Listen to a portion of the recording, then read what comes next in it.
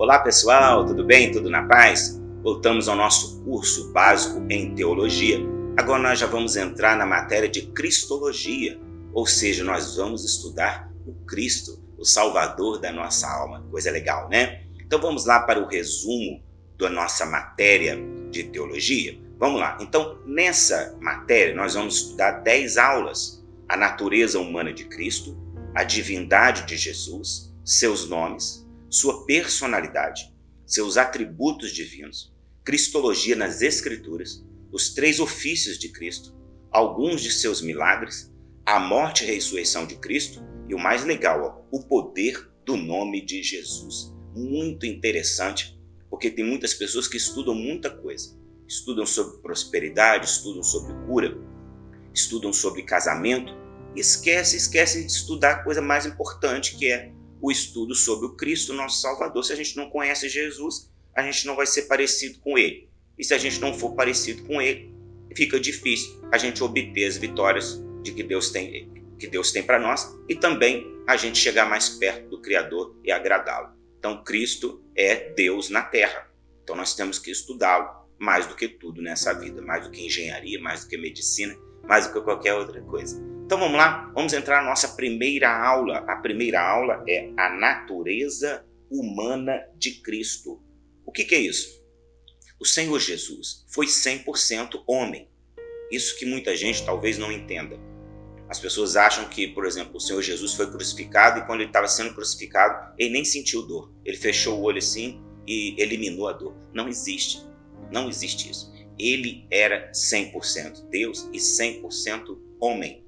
Então, a Bíblia diz, o apóstolo Paulo dizendo aos Filipenses, que ele não usurpou ser igual a Deus, ou seja, ele não aproveitou a situação para ser igual a Deus, mas ele se esvaziou assumindo a forma de servo.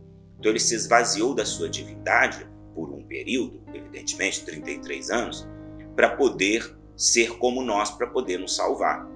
Então, Jesus era 100% homem. Vamos a um texto bíblico que diz que Jesus foi feito de mulher. Ele veio de mulher, não veio de Deus propriamente. Vamos lá. Mateus 1,18.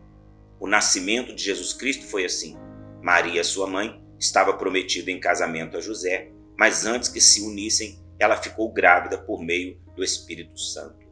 Então, claro que o pai de Jesus, José, foi um pai adotivo. Não foi ele que teve relação com Maria e nasceu Jesus, como qualquer um de nós. A gente precisa de pai para nascer. O Senhor Jesus já tinha um pai. Então o Espírito Santo foi lá e engravidou a Maria. A gente não sabe como, É um mistério espiritual. Só no céu que a gente vai entender. Ninguém consegue explicar como que Maria ficou grávida. Como? Se o Espírito Santo ia ter relação sexual com Maria? Não tem sentido. Aí seria até blasfêmia. A gente não pode nem tocar nesse assunto, porque é perigoso. Eu não sei também não. Então, vamos lá. Ali o Espírito Santo engravidou Maria. E aí Jesus veio de Maria. Então ele veio de uma mulher. A mulher engravidou, teve os seus contratempos da gravidez normalmente. Aí teve o parto, Jesus nasceu, precisou trocar fralda, aquela coisa toda igualzinho o ser humano. Então Jesus foi homem, sim. Então, segundo tópico aí, vamos falar alguns tópicos. O segundo tópico é que ele é semente de Davi. Então nós vamos ver na genealogia que ele veio do rei Davi, Veio do filho de Davi, Natã, veio puxando até chegar na linhagem de José, também tem a linhagem de Maria. Então ele não veio do nada. Jesus apareceu de paraquedas. Todo mundo estava quieto, daqui a pouco Jesus aparece. Não, ele aparece da semente de Davi, ele veio aí de Abraão, enfim, a gente sabe de Isaac, é só a gente ler o texto em Mateus que a gente vai saber. Outra coisa extremamente importante, nós vamos ver outro texto bíblico, é o seu desenvolvimento natural. Olha aí, Lucas 2,52. Jesus ia crescendo em sabedoria, estatura e graça diante de Deus e dos homens. Está vendo que é interessante? Ele ia crescendo. Jesus, é claro que não apareceu adulto para todo mundo, foi lá e salvou todo mundo e sumiu da terra. Não, ele era criança, virou adolescente, virou jovem, virou adulto. Então ele ia crescendo em sabedoria e graça. Ele também tinha que estudar. A pessoa pensa que Jesus já com 5 anos de idade já sabia tudo, sabia da salvação, sabia de Abraão, sabia de Isaac. Não sabia não, foi eliminado isso dele, ou não eliminado, mas isso não tinha nele. Ele teve que adquirir sabedoria e conhecimento estudando, orando e Deus revelando pouco a pouco a ele. Então, isso que a gente tem que entender. Então, isso serve para nós também. Se Jesus precisou estudar, quanto mais a gente. Se Jesus precisou orar e jejuar, gente, então a gente também precisa, tá bom? Então é muito importante isso aqui. Outro tópico importante é a sua aparência pessoal. Vamos a Isaías 53:2. Porque foi subindo como renovo perante ele, e como raiz de uma terra seca.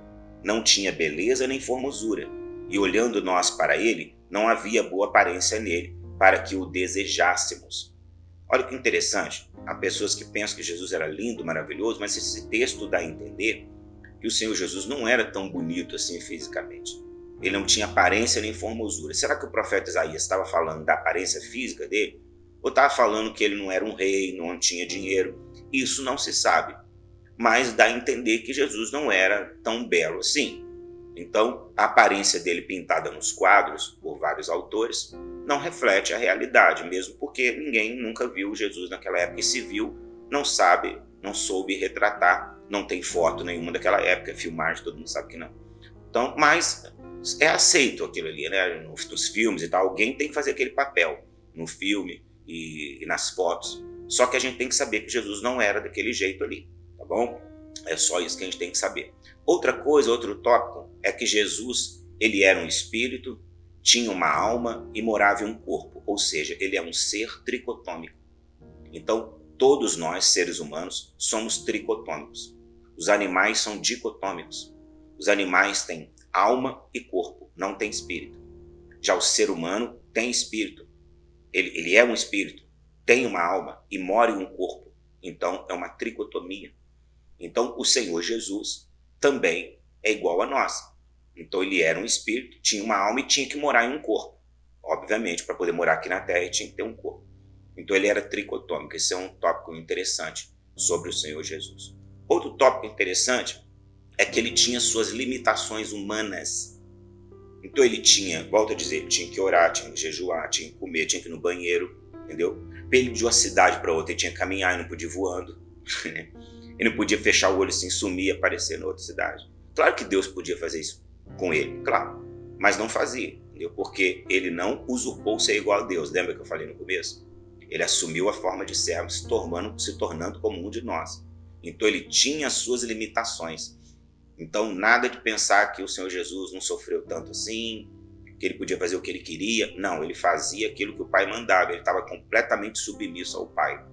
E nós também temos que estar completamente submissos ao Pai. Por que eu estou falando isso? A gente está estudando Cristo. Que a gente tem que ser igual ao Cristo. Tudo que Cristo fez, ou quase tudo, né? Porque a gente não precisa ir para a cruz e tal.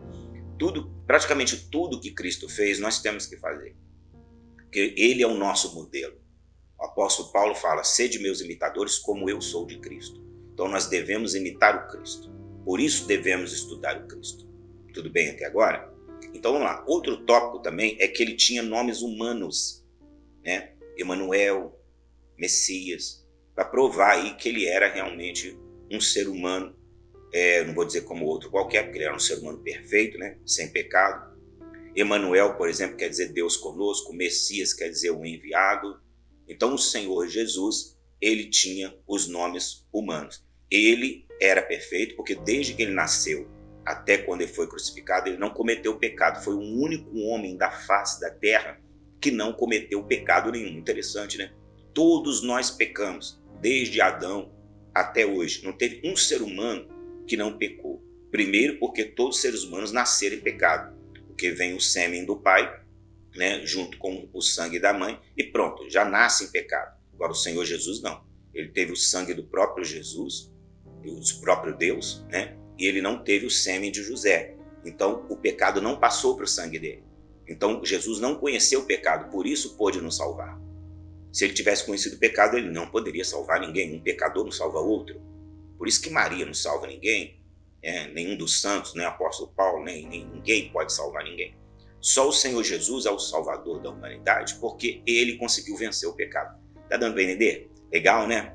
Vamos ao último tópico. O último tópico é que suas relações humanas com Deus. Olha em Mateus 26:39. Indo um pouco mais adiante, prostrou-se com o rosto em terra e orou. Meu Pai, se for possível, afasta de mim esse cálice. Contudo, não seja como eu quero, mas sim como tu queres. Olha essa relação de amizade e de paternidade que o Senhor Jesus tinha com Deus. Ele falava: Pai, eu até não tem como me afastar desse cálice, essa cruz vai ser dolorida, mas se não tiver jeito, tudo bem, eu vou enfrentar. Então veja a humildade, veja a submissão, veja a obediência e o respeito que o Cristo tem para com seu Pai. Nós também devemos ter o mesmo respeito, a mesma humildade e falar: Deus, eu sei que está difícil, mas eu quero fazer a tua vontade, não a minha. Então, se nós tivermos esta atitude, com certeza nós vamos agradar ao nosso Criador, tá? Então, essa foi a primeira aula. Depois nós vamos entrar na nossa segunda aula. Se você já está aqui na nossa Universidade Unave, é só você clicar e assistir. Se você não é assinante, é só assinar. Se você estiver nas redes sociais, no Instagram, no YouTube, é só você digitar unave.com.br, que a gente vai deixar na descrição abaixo, e você entrar lá e também assinar, ser o nosso aluno e participar de todo o curso de teologia, tá bom? Então daqui a pouco vamos entrar na segunda aula, que vai ser a divindade de Jesus. Nós provamos que Jesus é homem, era homem. Agora nós vamos provar que Jesus era Deus. Muito legal, né? Estou te aguardando. Até daqui a pouco. A paz.